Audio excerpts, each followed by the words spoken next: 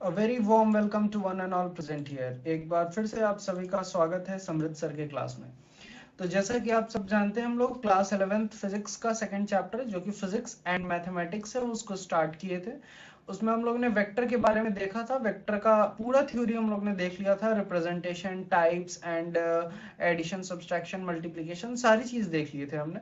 और मैंने आप लोगों को कहा था कि आप लोग न्यूमेरिकल लगाते रहिए। होपफुली आप लोगों ने लगाया भी होगा छोटे छोटे न्यूमेरिकल्स। कल मैंने आप लोग को होमवर्क में 3 न्यूमेरिकल दिया था और आज का जो क्लास है वो न्यूमेरिकल स्पेशल क्लास है। इसमें हम लोग कल के क्वेश्चंस को भी करेंगे और साथ में कुछ अलग से नए क्वेश्चंस को भी करेंगे। तो चलिए शुरू करते हैं। पहला क्वेश्चन जो दिया था मैंने वो बहुत ही आसान था।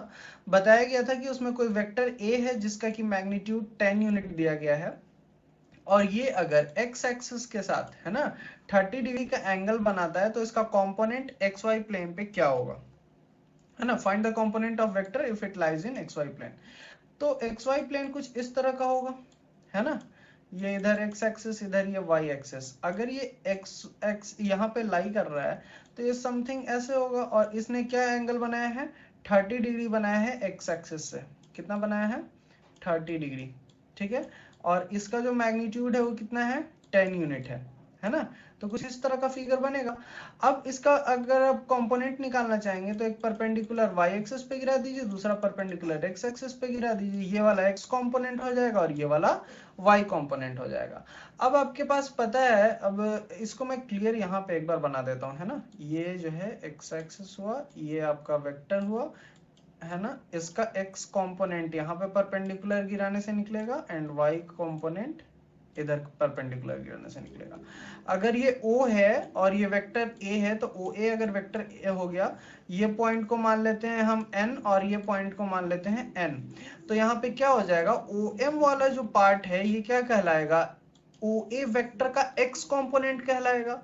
और ON वाला जो पार्ट है वो क्या कहलाएगा, A वेक्टर का y कंपोनेंट कहलाएगा। अब देखिए, आपको पता है ये वाला पार्ट कितना है, 30 डिग्री है। Very good.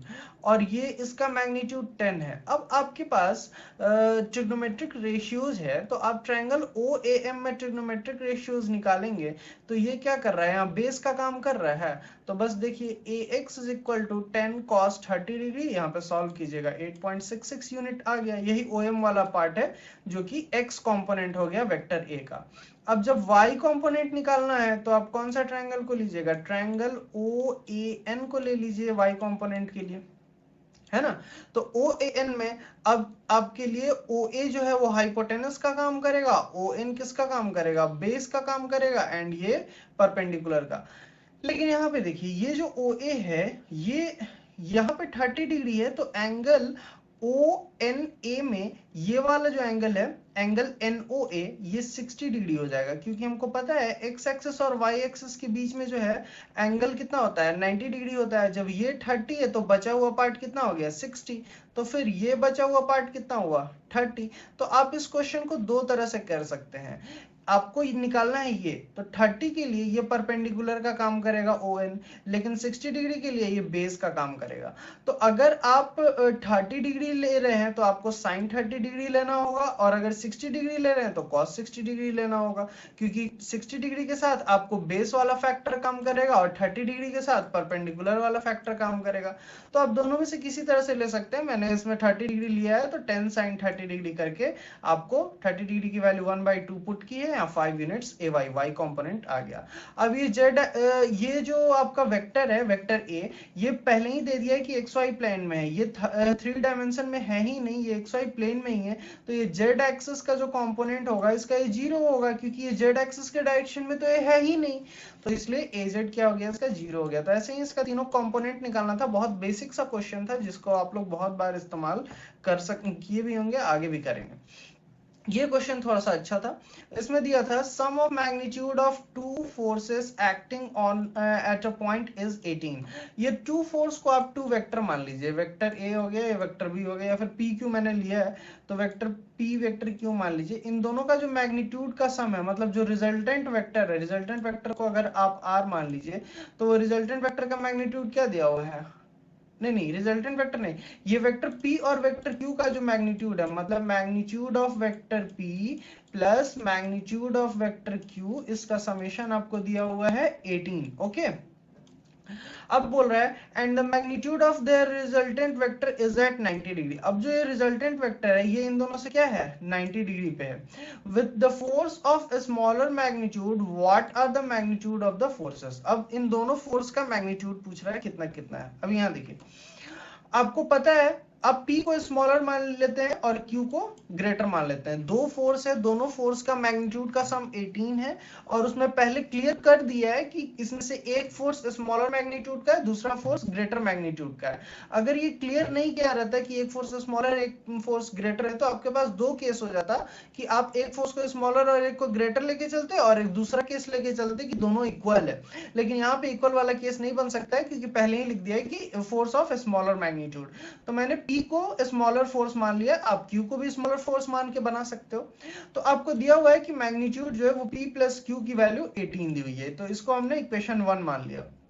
अब देखिए, अब जब हम ऐड करते थे तो आप याद कीजिए फॉर्मूला क्या था रिजल्टेंट वेक्टर का, A square plus B square plus 2ab cos theta, जहां पे ए बी क्या था, magnitude of vector A and B. तो उसी को मैंने यहां लगाया है, तो root under P square plus Q square plus 2pq cos theta. तो इसकी वैल्यू क्या निकल के आई है, 12। ओके, अब देखिए q sin theta upon p plus q cos theta, ये आपका निकल के आया है tan फाई के बराबर।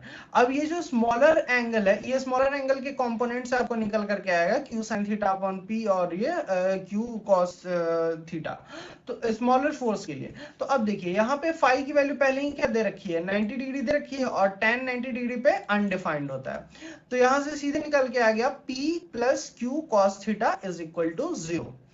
अब बोल रहा है कि आप जो p का वैल्यू है इसको फर्स्ट इक्वेशन से पुट कीजिए। तो यहां से फर्स्ट इक्वेशन से p की वैल्यू क्या आ जाएगी, 18 माइनस क्यू आएगी। ओके, 18 माइनस क्यू अगर हम जब यहां पुट करेंगे तो ये q वाला टर्म को इधर भेज दीजिएगा, यहाँ पे ऐसे हो जाएगा 18 minus Q plus q cos theta, है ना, इज इक्वल टू 0।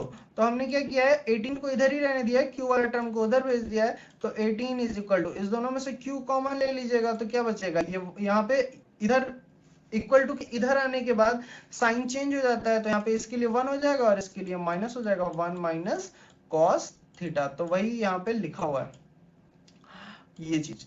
अब क्या कर रहा है, अब subtracting the square of equation 2 from equation 1, ये जो इक्वेशन 2 है इसका स्क्वायर, मतलब आर स्क्वायर को हम किससे घटाने जा रहे हैं, इक्वेशन 1 p प्लस क्यू के होल स्क्वायर से। तो वही चीज किया गया है यहाँ पे। देखिए आर स्क्वायर क्या हो जाएगा, p square plus Q square plus 2pq cos theta, और p प्लस क्यू का होल स्क्वायर क्या हो जाएगा, आपको पता है a प्लस बी का होल स्क्वायर क्या होता है, a square plus B square plus 2ab, है ना।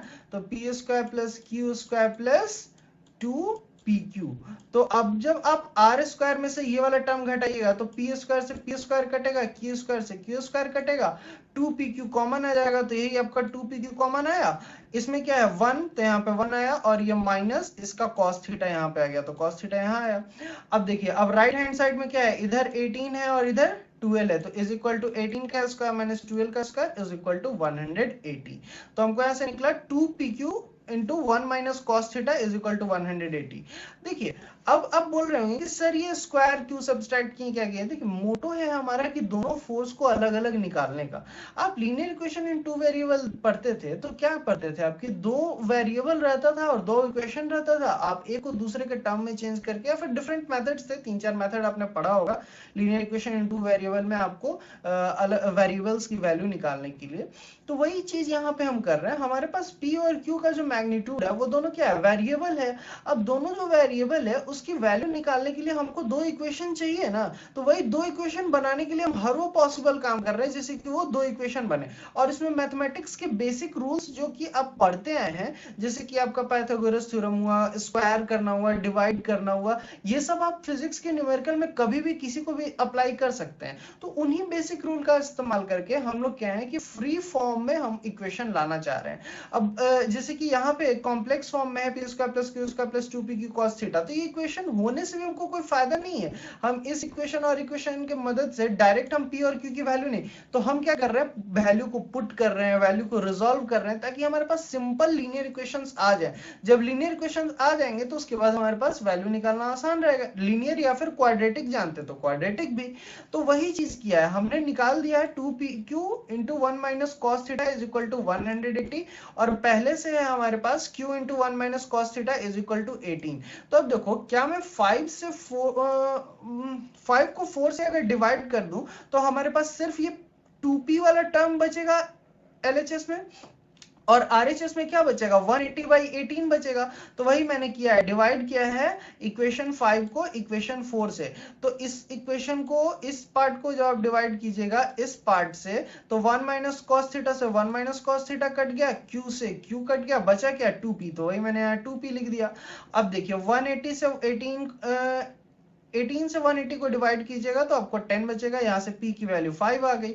आपको पता है p प्लस क्यू क्या है, 18 है, तो अब p की वैल्यू 5 अगर आप पुट कीजिएगा इस इक्वेशन में p plus q is equal to 18 में, तो आपको q की वैल्यू 13 आ गई। तो आपको दोनों फोर्स का मैग्नीट्यूड पता चल गया। तो होपफुली आप इस क्वेश्चन को समझ पाए होंगे, नहीं समझे होंगे तो आप एक बार फिर से टेलीग्राम ग्रुप पे हमको बोल सकते हैं, मैं आपको रिपीट करा दूंगा। क्वेश्चन जो था वो काफी सिंपल क्वेश्चन था आप लोग का। इसमें दिया गया था कि दो वेक्टर है, वेक्टर ए और वेक्टर बी, इनका सम है a प्लस बी और डिफरेंस है a माइनस बी, और a प्लस बी जो है वो a माइनस बी के परपेंडिकुलर है। तो बताइए कि a और b का रेशियो क्या होगा। मतलब देख लीजिए सिंपल क्या है, ये आपका वेक्टर a है, ये आपका वेक्टर b है। ओके, मान लेते हैं a प्लस बी जो है इनका समथिंग यहाँ पे आएगा, ओके, और a माइनस बी जो है इनका कुछ ऐसे आएगा, a माइनस बी। तो ये जो a माइनस बी वाला वेक्टर है ये a प्लस बी वाले वेक्टर के परपेंडिकुलर होगा, ऐसा आपको क्वेश्चन में पहले ही गिवन है ना। यही चीज थोड़ा सा कॉम्प्लेक्स था समझना, होपफुली आप समझ गए होंगे। ये वेक्टर a से परपेंडिकुलर नहीं है, फिर वेक्टर b से परपेंडिकुलर नहीं है, ये a माइनस बी जो है वो वेक्टर a प्लस बी से परपेंडिकुलर है। ओके, अब बोल रहा है कि a और b के आपको मैग्नीट्यूड का रेशियो बताना। Find the ratio amplitude, amplitude नहीं मैग्नीट्यूड, ये थोड़ा सा एरर हो गया, टाइपो एरर।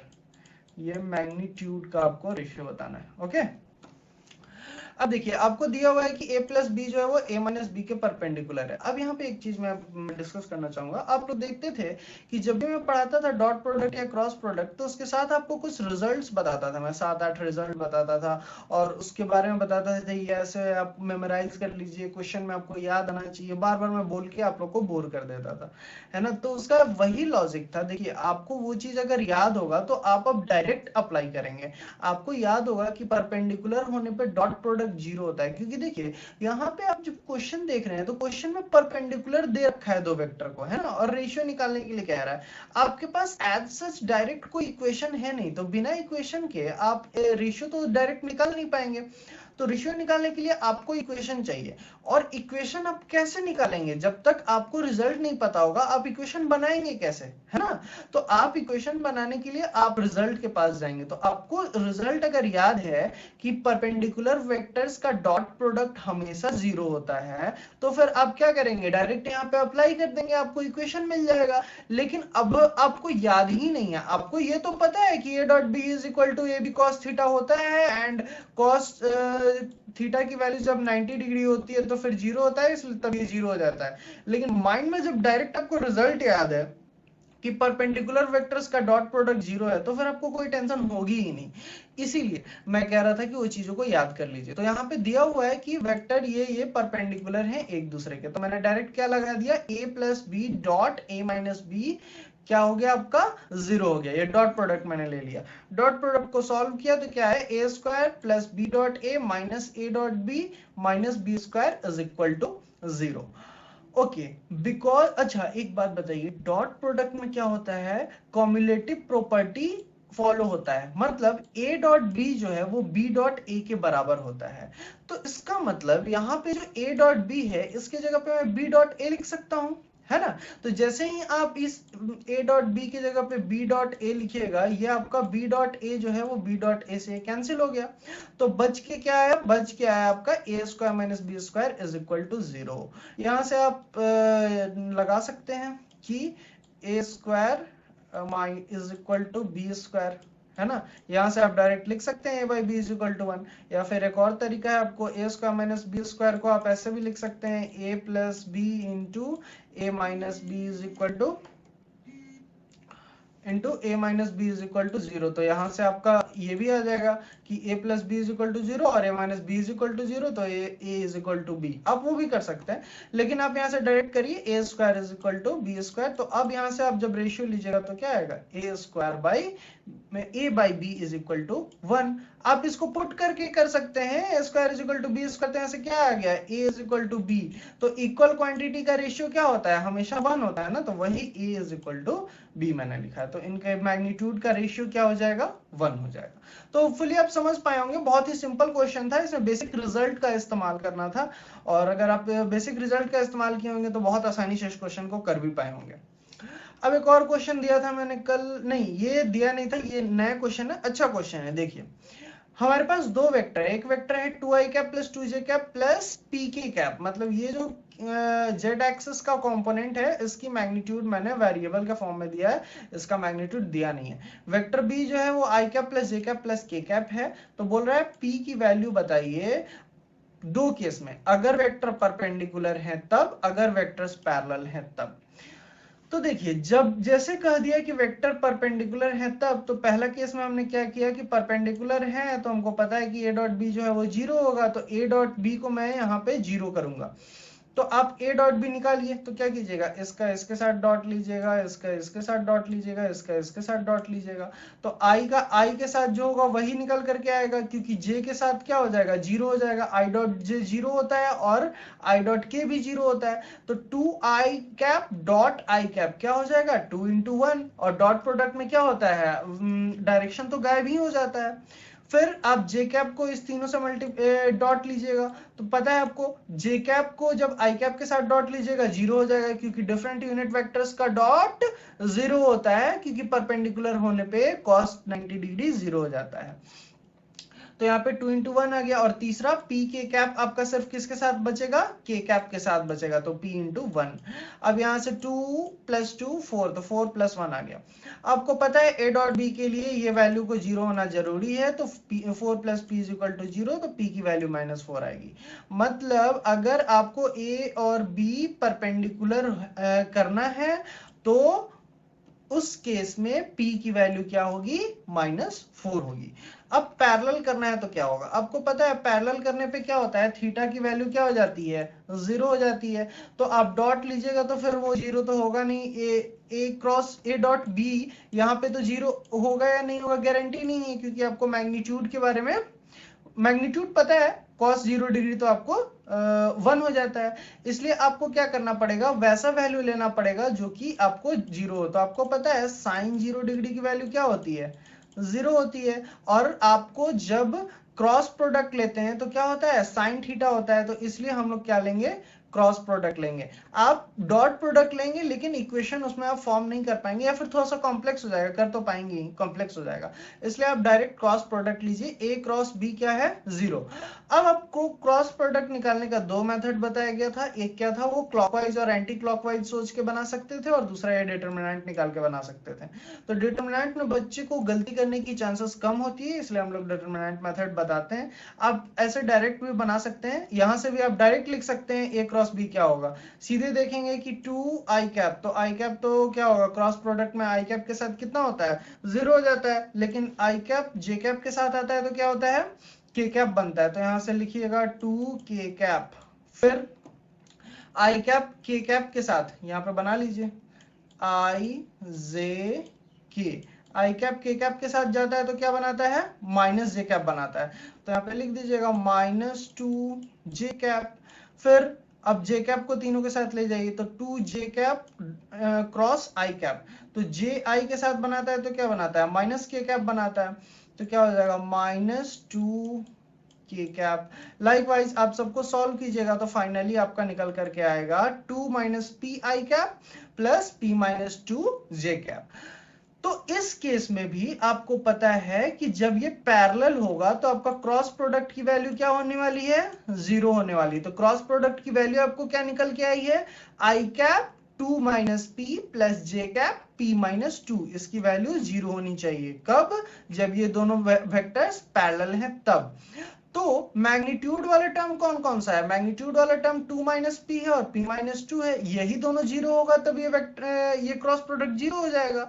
तो आपको 2 माइनस पी को जीरो कीजिए और p माइनस 2 को जीरो कीजिए, दोनों ही केस में p की वैल्यू क्या निकल के आ रही है? 2। मतलब जब p की वैल्यू 2 होगी तो ये वेक्टर्स क्या हो जाएंगे? Vector a and vector b parallel हो जाएंगे। वहीं जब p की वैल्यू -4 होगी तब वेक्टर क्या हो जाएंगे? परपेंडिकुलर हो जाएंगे। तो होपफुली आप क्वेश्चंस को रिसॉल्व करना समझ पाए होंगे। एक और क्लास कभी मैं वेक्टर का लगा दूंगा न्यूमेरिकल से रिलेटेड, और फिर इसके बाद हम लोग लेने वाले हैं डिफरेंशिएशन, इंटीग्रेशन, इन सब चीजों के बारे में, है ना। तो होपफुली आप चीजों को समझ रहे होंगे। क्लास अगर आपको अच्छा लग रहा है तो लाइक कीजिए, शेयर कीजिए वीडियो को और चैनल को सब्सक्राइब कीजिए। ओके, तो मिलते हैं फिर नेक्स्ट क्लास में। तब तक के लिए stay at home, study well, और क्वेश्चन बनाते रहिए। जो भी आपको डाउट हो आप हमसे पूछ सकते हैं। हमारा टेलीग्राम चैनल हमेशा आपके लिए ओपन है, आप कभी भी किसी टाइम पर